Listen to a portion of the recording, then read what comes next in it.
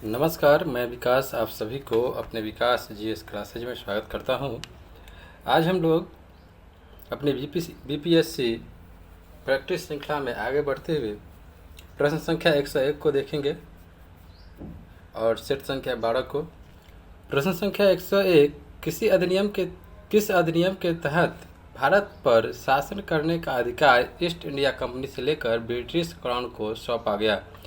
Option number ए 1813 का charter act, B 1833 का charter act, सी 1853 का चार्टर एक्ट, डी 1858 का भारत शासन अधिनियम। इस प्रश्न का सही उत्तर हो जाएगा ऑप्शन नंबर डी 1858 का भारत शासन अधिनियम। अर्थात 1858 का भारत शासन अधिनियम के तहत भारत पर शासन करने का अधिकार ईस्ट इंडिया कंपनी से लेकर ब्रिटिश क्राउन को सौंपा गया और इसी अधिनियम के तहत गवर्नर जनरल को वाइसराय कहा जाने लगा। प्रश्न संख्या 102 42वें संविधान संशोधन अधिनियम द्वारा प्रस्तावना में जोड़े गए शब्दों का सही अनुक्रम चुनिए। ए पंथनिरपेक्ष समाजवादी और अखंडता, बी अखंडता समाजवादी और पंथनिरपेक्ष, सी समाजवादी पंथनिरपेक्ष और अखंडता, डी पंथनिरपेक्ष अखंडता और समाजवादी। इस प्रश्न का सही उत्तर हो जाएगा ऑप्शन नंबर सी समाजवादी पंथनिरपेक्ष और अखंडता।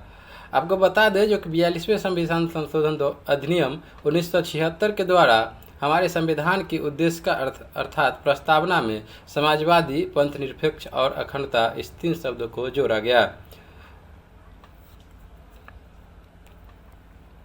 प्रश्न संख्या 103 संविधान सभा ने सर्वसम्मति से उद्देश्य प्रस्ताव को कब पारित किया?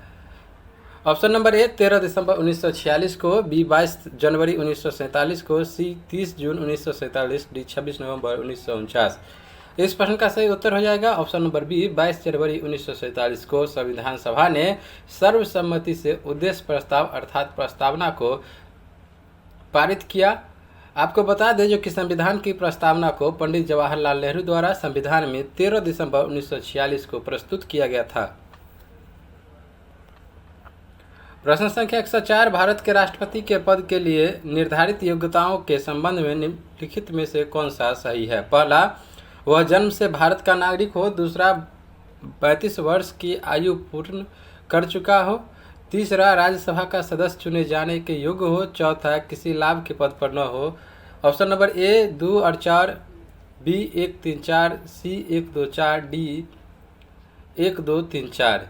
इस प्रश्न का सही उत्तर हो जाएगा ऑप्शन नंबर ए 2 और 4। आपको बता दें जो कि भारत के राष्ट्रपति के पद के लिए निर्धारित योग्यता क्या क्या है। वह पहला तो भारत का नागरिक होना चाहिए, वह 35 वर्ष की आयु पूर्ण कर चुका हो, और तीसरा बात करें तो वह लोकसभा का सदस्य निर्वाचित होने की अर्हता रखता हो, और वही चौथा बात करें तो वह किसी भी लाभ के पद पर न हो। प्रश्न संख्या 105 निम्न में से किस वर्ष भारत में राष्ट्रीय आपातकाल लागू नहीं हुआ? Option number A 1965, B 1962, C 1971, D 1975। इस प्रश्न का सही उत्तर हो जाएगा ऑप्शन नंबर ए 1965 में। वर्ष 1965 में राष्ट्रीय आपातकाल को लागू नहीं हुआ था। बता दें राष्ट्रीय आपातकाल अभी तक हमारे देश में 3 बार लगाया जा चुका है, 1962 में, 1971 में और 1975 में। प्रश्न संख्या 106 संविधान के किस भाग को भारत का मैग्ना कार्टा की संज्ञा दी गई है? ऑप्शन नंबर ए भाग 4, बी भाग 5, सी भाग 3, डी भाग 4 क। इस प्रश्न का सही उत्तर हो जाएगा ऑप्शन नंबर सी भाग 3 को, अर्थात फंडामेंटल राइट्स, जिसके अंतर्गत अनुच्छेद की बात करें तो 12 से 35 मौलिक अधिकारों का वर्णन किया गया है। इसी मौलिक अधिकार को अर्थात भाग 3 को भारत का मैग्ना कार्टा की संज्ञा दिया गया है। अगर बात करें यह मौलिक अधिकार किस देश से लिया गया तो याद रखिएगा अमेरिका के संविधान से।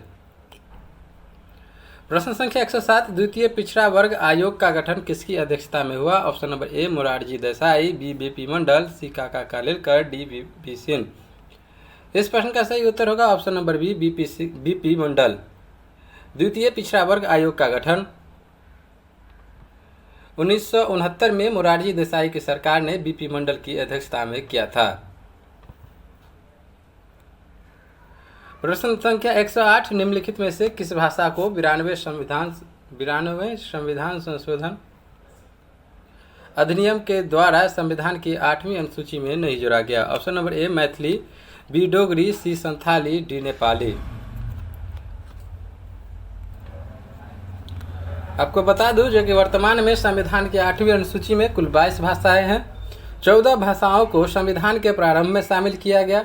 इसके बाद 1967 में 21वें संविधान संशोधन द्वारा सिंधी भाषा को एवं 1992 में 71वें संविधान संशोधन अधिनियम द्वारा कोंकणी, मणिपुरी और नेपाली को शामिल किया गया। प्रश्न संख्या 109, भारत में किस लोकसभा के कार्यकाल में 2 बार विस्तार किया गया? ऑप्शन नंबर ए तीसरी लोकसभा, बी चौथी लोकसभा, सी 5वीं लोकसभा, डी 6ठी लोकसभा। इस प्रश्न का सही उत्तर हो जाएगा ऑप्शन नंबर सी 5वीं लोकसभा। 5वीं लोकसभा के कार्यकाल को 2 बार विस्तारित किया गया। बात करें प्रश्न संख्या 110, राष्ट्रीय महिला आयोग का गठन हुआ था। ऑप्शन नंबर ए भारत के संविधान में संशोधन से, बी संविधान संघ के मंत्रिमंडल का निर्णय से, सी संसद द्वारा पारित अधिनियम से, डी भारत के राष्ट्रपति के आदेश से। ई उपयुक्त में से कोई नहीं। इस प्रश्न का सही उत्तर हो जाएगा ऑप्शन नंबर सी संसद द्वारा पारित अधिनियम के माध्यम से राष्ट्रीय महिला आयोग का गठन किया गया। राष्ट्रीय महिला आयोग एक संवैधानिक निकाय है जिसका गठन महिलाओं के लिए राष्ट्रीय आयोग अधिनियम 1990 के तहत 1992 में किया गया था। अगर बात करें राष्ट्रीय महिला आयोग के उद्देश्य का, तो महिला की संवैधानिक एवं कानूनी सुरक्षा को सुनिश्चित करना, उनकी शिकायतों का निवारण करना एवं महिलाओं को प्रभावित करने वाले सभी नीतिगत मामले में सरकार को सलाह देना है। प्रश्न संख्या 111, रक्त में आरबीसी के बढ़ने से बीमारी हो सकती है। Option number A anaemia, B haemophilia, C leukaemia, D polycythaemia. इस प्रश्न का सही उत्तर हो जाएगा ऑप्शन नंबर डी पॉलीसार्थेमिया। रक्त में आरबीसी के बढ़ने से पॉलीसार्थेमिया जैसी बीमारी उत्पन्न हो सकती है। वहीं अगर बात करें थैलेसीमिया, इसके संबंध इसके अंतर्गत ही, तो थैलेसीमिया रोग जो होता है उसमें आरबीसी बनते ही नहीं हैं, लेकिन पॉलीसार्थेमिया में आरबीसी जरूरत से ज़्यादा बढ़ सकती है, तो यह बीमारी हो जाती है। प्रश्न संख्या 112, इनमें से कौन सा रोग आनुवांशिक नहीं है? Option number A sickle cell anaemia, B haemophilia, C Turner syndrome, D Down syndrome. इस प्रश्न का सही उत्तर हो जाएगा ऑप्शन नंबर ई उपयुक्त में से कोई नहीं या एक से अधिक। अर्थात यहाँ पर जितने भी विकल्प दिए गए हैं सभी विकल्प आनुवांशिक रोगों की श्रेणी में आते हैं। यहाँ ए बी सी डी अर्थात sickle cell anaemia, haemophilia, Turner syndrome और डाउन सिंड्रोम, ये सभी के सभी आनुवांशिक रोग के अंतर्गत ही शामिल है। बात करें प्रश्न संख्या 113 की, तो निम्न उपकरणों में किसको रक्तचाप के मापने के लिए प्रयोग में लाया जाता है? Option number A glucometer, B manometer, C sphygmometer, D salinometer. इस प्रश्न का सही उत्तर हो जाएगा option number C sphygmomanometer. Sphygmomanometer का प्रयोग रक्तचाप के मापन के लिए प्रयोग में लाया जाता है। प्रश्न संख्या 114, मानव गुर्दे में बनने वाली पथरी प्रायः बनी होती है। ऑप्शन नंबर ए सोडियम एसीटेट की, बी मैग्नीशियम सल्फेट की, सी कैल्शियम कार्बोनेट की, डी कैल्शियम ऑक्सलेट की। इस प्रश्न का सही उत्तर हो जाएगा option number D calcium oxalate की बनी होती है मानव गुर्दे में बनने वाली पथरी। प्रश्न संख्या 115, प्रोकैरियोटिक कोशिका के संबंध में असत कथन की पहचान कीजिए। ऑप्शन नंबर ए इसमें केवल एक गुणसूत्र पाया जाता है, बी इसका आकार 1 से 10 माइक्रोन होता है, सी इसमें क्लोरोप्लास्ट उपस्थित होता है, डी इसमें माइटोसिस कोश का विभाजन नहीं होता है। इस प्रश्न का सही उत्तर हो जाएगा ऑप्शन नंबर सी, इसमें क्लोरोप्लास्ट उपस्थित होता है। यह कथन असत्य है। बात करें यहाँ पर प्रोकैरियोटिक कोशिका में, तो क्लोरोप्लास्ट तो अनुपस्थित होता है। इसके अलावा जितने भी विकल्प दिए गए हैं सभी विकल्प सही है और इसमें माइटोकॉन्ड्रिया लाइसोसोम की उपस्थिति भी नहीं होती है। अर्थात प्रोकैरियोटिक कोशिका में माइटोकॉन्ड्रिया लाइसोसोम की भी उपस्थिति नहीं होती है और विषाणु, जीवाणु, हरित शैवाल इत्यादि इसके उदाहरण हैं। अगर यहाँ बात करें प्रोकैरियोटिक कोशिका के संबंध में सतकथन कॉन्कोसेट, इसमें केवल एक गुणसूत्र पाया जाता है। इसका आकार 1 से 10 माइक्रोन होता है। इसमें माइटोसिस कोशिका विभाजन नहीं होता है। प्रश्न संख्या 116, अंडे के सफेद भाग में कौन सा प्रोटीन उपस्थित होता है? Option number A scleroprotein, B prolamins, C albumin, D ग्लूटेनिन्स।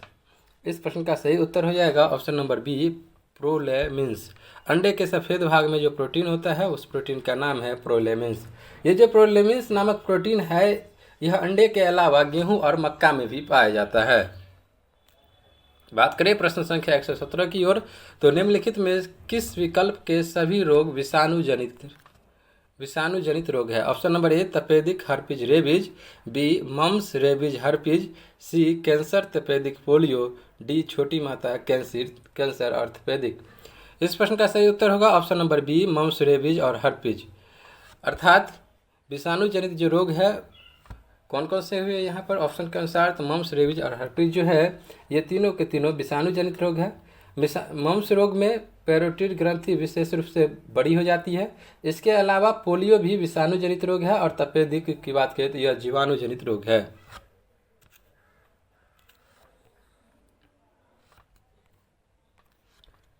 प्रश्न संख्या 118, शक्कर के किण्वन के दौरान कौन सा यौगिक हमेशा बनता है? ऑप्शन नंबर ए एसिटिक अम्ल, B ethyl alcohol, C ethylene, D methyl alcohol. इस प्रश्न का सही उत्तर होगा option number B ethyl alcohol. शक्कर के किण्वन के दौरान इथाइल अल्कोहल C2H5OH का निर्माण होता है। प्रश्न संख्या 119, मधुमक्खी पालन के अध्ययन को क्या कहा जाता है? Option number A pisciculture, B sericulture, C apiculture, D vermiculture. ई उपयुक्त में से कोई नहीं या एक से अधिक। इस प्रश्न का सही उत्तर होगा option number C apiculture. मधुमक्खी पालन के अध्ययन को एपी कल्चर कहते हैं। मधुमक्खी पालन के संबंध में याद रखें जो कि मधुमक्खी पालन से शहद के साथ साथ फसलों में भी परागकण की क्रिया तेज होती है, जिससे कि 25% से अधिक कृषि उद्यानिकी और वानिकी फसलों की उपज बढ़ जाती है। प्रश्न संख्या 120, निम्नलिखित में से कौन सी हड्डी कान से संबंधित नहीं है? Option number A stapes, B malleus, C इकनस, डी पेटिला। इस प्रश्न का सही उत्तर होगा ऑप्शन नंबर डी पेटिला जो है यह कान से संबंधित नहीं है। यह पेटिला किससे संबंधित है? याद रखिएगा घुटने से संबंधित। घुटने में यह हड्डी पाई जाती है पेटिला, लेकिन स्टेपिज और मेलिमस और इकनस ये तीनों के तीनों हड्डी कान में होती है। और हमारे शरीर के अर्थात मानव शरीर की सबसे छोटी हड्डी होती है, उस हड्डी का भी नाम है कान की हड्डी होती है जिसका नाम है स्टेपिज। और ये पेटिला कहाँ पाया जाता है? तो याद रखिएगा घुटने की हड्डी है। प्रश्न संख्या 121, किस जीव में गुणसूत्रों की संख्या सर्वाधिक होता है? ऑप्शन नंबर ए बिल्ली, बी कुत्ता, सी कबूतर, डी चिंपैंजी। इस प्रश्न का सही उत्तर होगा ऑप्शन नंबर सी कबूतर में। कबूतर में सबसे अधिक गुणसूत्र पाया जाता है। कितने होती है? तो याद रखिएगा 80। कबूतर में 80 गुणसूत्र होता है, जबकि बिल्ली में 38। कुत्ता की बात करें तो इसमें 78 और चिंपैंजी की बात करें तो इसमें 48। अगर मानव की यहाँ बात किया जाए तो मानव शरीर में कुल 46 गुणसूत्र होता है। प्रश्न संख्या 122, भूकंप की तीव्रता किस यंत्र से मापी जाती है? Option number A Richter scale, B ammeter, C galvanometer, D voltmeter. इस प्रश्न का सही उत्तर हो जाएगा option number A Richter scale. भूकंप की तीव्रता रिक्टर स्केल यंत्र से मापी जाती है।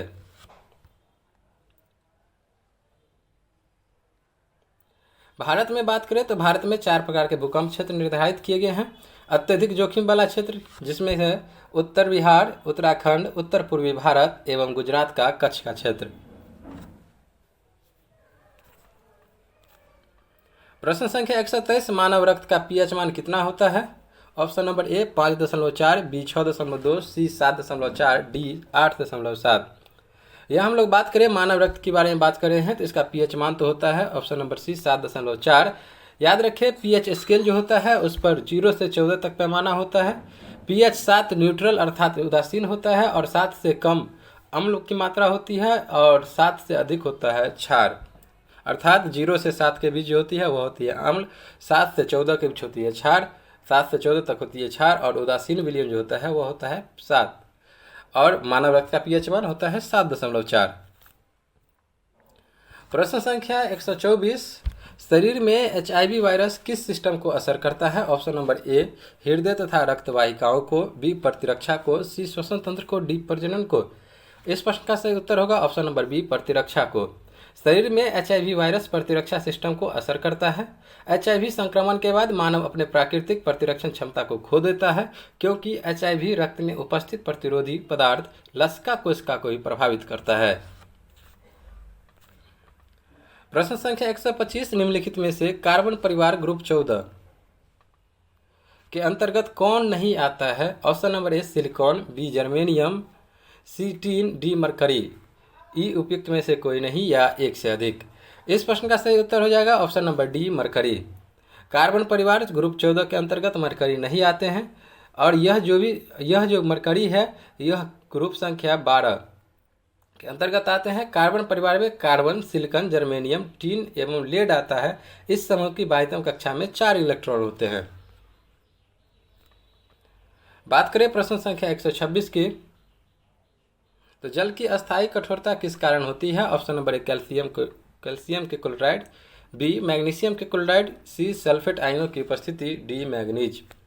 इस प्रश्न का सही उत्तर हो जाएगा ऑप्शन नंबर ई उपयुक्त में से कोई नहीं या एक से अधिक, क्योंकि कैल्शियम और मैग्नीशियम के क्लोराइड एवं सल्फेट आयन की उपस्थिति के कारण जल में अस्थायी कठोरता होती है। किस किस के कारण? तो कैल्शियम, मैग्नीशियम और सल्फेट आयन की उपस्थिति के कारण जल में अस्थायी कठोरता होता है, और यह उबाल कर अपघटित नहीं किया जा सकता। तो इस प्रकार इसका सही उत्तर था एक से अधिक, इसलिए इसका सही ऑप्शन नंबर हो जाएगा ई। प्रश्न संख्या 127 प्राध्वनिक तरंगों की आवृत्ति कितनी होती है? ऑप्शन नंबर ए 20 Hz से कम, बी 20 Hz से और 2 kHz के बीच, सी 2 kHz और 20 kHz के बीच, डी 20 kHz से अधिक। इस प्रश्न का सही उत्तर हो जाएगा ऑप्शन नंबर डी 20 kHz से अधिक होता है प्राध्वनिक तरंगों की आवृत्ति।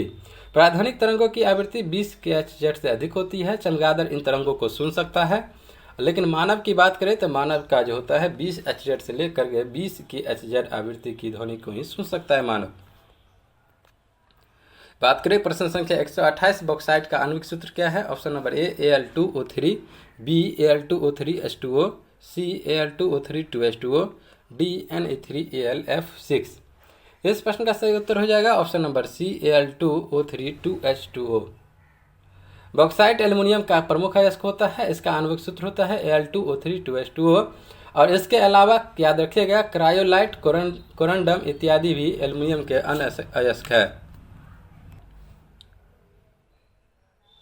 प्रश्न संख्या 129 निम्नलिखित में से किस द्रव सोना कहा जाता है, अर्थात किसे द्रव सोना कहा जाता है? ऑप्शन नंबर ए अम्लराज, B platinum, C petroleum, D pyrene.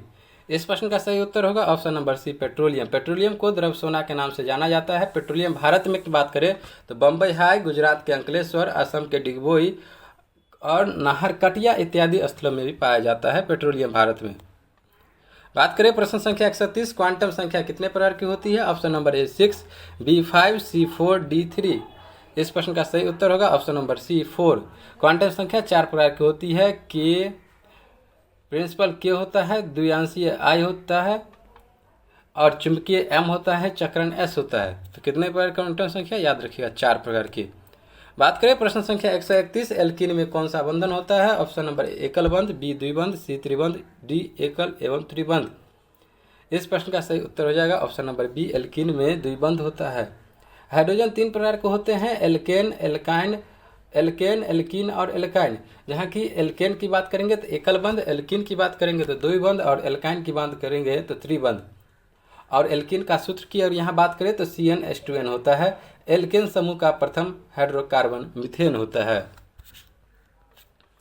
प्रश्न संख्या 132 द्रव बूंद का आकार गोलीय होने का क्या कारण है? ऑप्शन नंबर ए संकुचन, बी पृष्ठ तनाव, सी प्रसारण, डी संवहन। इस प्रश्न का सही उत्तर हो जाएगा ऑप्शन नंबर बी पृष्ठ तनाव के कारण द्रव बूंद का आकार गोलीय होता है। प्रश्न संख्या 133 कार्य विस्थापन एवं बल में क्या संबंध है? ऑप्शन नंबर ए कार्य बराबर विस्थापन प्लस बल, बी कार्य बराबर बल बट्टा विस्थापन, सी कार्य बराबर विस्थापन माइनस बल, डी कार्य बराबर बल गुने विस्थापन। इस प्रश्न का सही उत्तर हो जाएगा ऑप्शन नंबर डी, कार्य बराबर बल गुने स्थापन। याद रखिएगा, कार्य एक अदिश राशि है जबकि बल एवं विस्थापन एक सदिश राशि है। प्रश्न संख्या 134, बैगनी रंग के तरंगदैर्घ्य के संबंध में सही है। ऑप्शन नंबर ए, इसका तरंगदैर्घ्य सभी रंगों में से कम होता है। बी, इसका तरंगदैर्घ्य सभी रंगों से अधिक होता है। सी, इसका तरंग लाल रंग से कम एवं पीले रंग से अधिक होता है। डी, इसका तरंग लाल रंग से अधिक एवं पीले रंग से कम होता है। इस प्रश्न का सही उत्तर हो जाएगा ऑप्शन नंबर ए, बैगनी रंग के तरंगदैर्घ्य के संबंध में इसका तरंगदैर्घ्य सभी रंगों में सबसे कम होता है। बात करें प्रश्न संख्या 135 का, तो न्यूट्रॉन की खोज किस वैज्ञानिक ने किया था। Option number A, Rutherford, B, Thomson, C, Chadwick, D, Newton. इस प्रश्न का सही उत्तर होगा ऑप्शन नंबर सी, चैडविक ने न्यूट्रॉन की खोज की थी वर्ष 1932 में। प्रश्न संख्या 136, एक अच्छा अवशोषक एक अच्छा उत्सर्जक होता है, यह कथन निम्न में से किस नियम से संबंधित है। ऑप्शन नंबर ए, किरचॉफ का नियम, बी, न्यूटन का नियम, सी, स्टीफन का नियम, डी, उष्मागतिकी का नियम।